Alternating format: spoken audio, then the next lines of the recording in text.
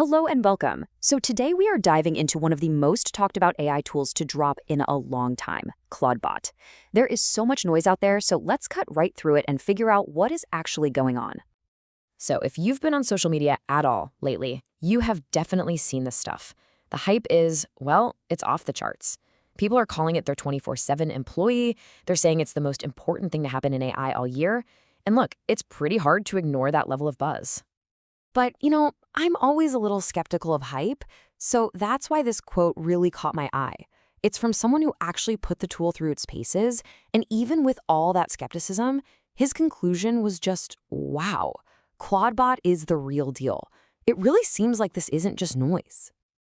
Okay, so here's our game plan for today. First, we're gonna unpack why the hype feels a little different this time around. Then, we'll dig into what a proactive AI actually is, see how it all works under the hood, and then, the fun part, explore the amazing things people are building with it.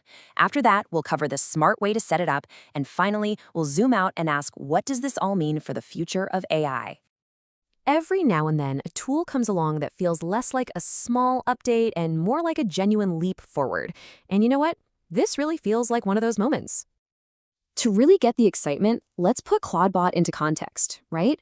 We had ChatGPT, which just blew the doors open on conversational AI for everyone. Then we got models like Claude Code, which became an absolute must-have for developers. And now, Claude is introducing a whole new category, proactive, persistent AI agents that just work for you in the background. It's a totally different way of thinking about how we interact with these systems.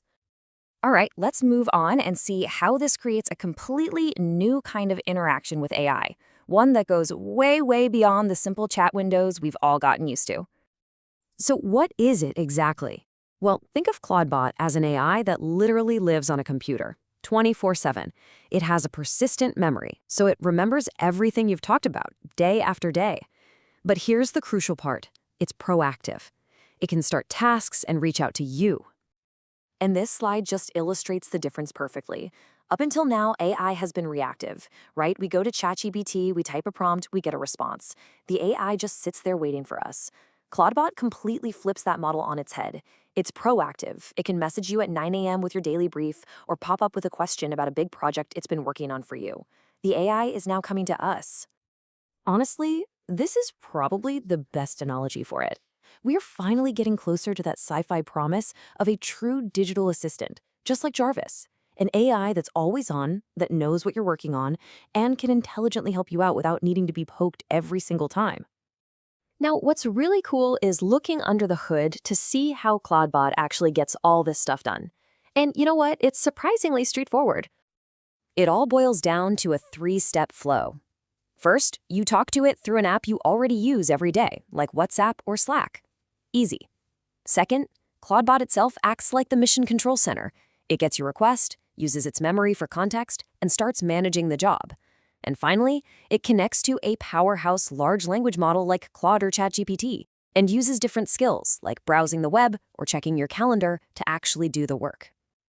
Okay, so the theory is cool, but what does this new capability actually unlock in the real world? This is where it gets really, really exciting. And people are already building some mind-blowing things. We're seeing productivity coaches that just organize your whole calendar for you.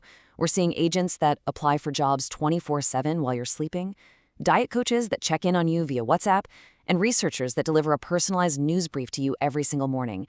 The possibilities here are just huge. The limit is really your imagination. Okay, this all sounds incredible, right? But how do you actually get started? So let's tackle a huge myth you might have seen online, and then we're going to cover the most important safety steps before you even think about installing this thing. You've probably seen the posts from people saying, I just bought a new Mac Mini to run my 24/7 AI employee.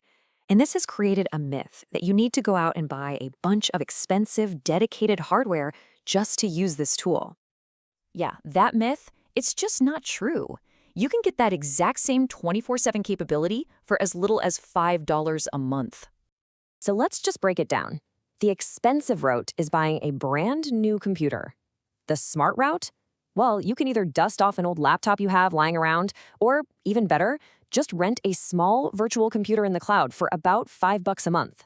It's not just way cheaper, it's also more efficient and, as we'll see, a whole lot safer. Okay, now for what is without a doubt the most important slide in this entire explainer. Please listen to me carefully on this one. Do not, under any circumstances, install ClaudeBot on your main primary computer, the one you use for work, the one with all your personal data. Just don't do it. And here's why this is so critical. This kind of AI is literally designed to make changes to a system. A bug, a misunderstood command, an honest mistake, it could start deleting files or messing with your system settings. By running it on a totally separate, isolated machine, like that $5 server or an old laptop, you protect all your important data. Trust me on this, you do not want to be the subject of the first "ClaudeBot wiped my computer" horror story. So let's pull back for a second and just think about the bigger picture here. What this technology represents is a really significant evolution in our relationship with computers. This table really nails the change. We are shifting from the chatbot era, where we prompt, it responds, and we always have to go to the AI, and we're entering the agent era.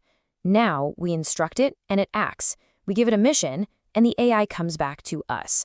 It's a fundamental shift from AI as a tool to AI as a true partner. And that leaves us with a final, fascinating question. For the first time, we have a partner that can actually work for us, persistently, in the background. As this technology gets more powerful and more accessible, what are the truly transformative tasks that we're going to hand over to it? What will you build?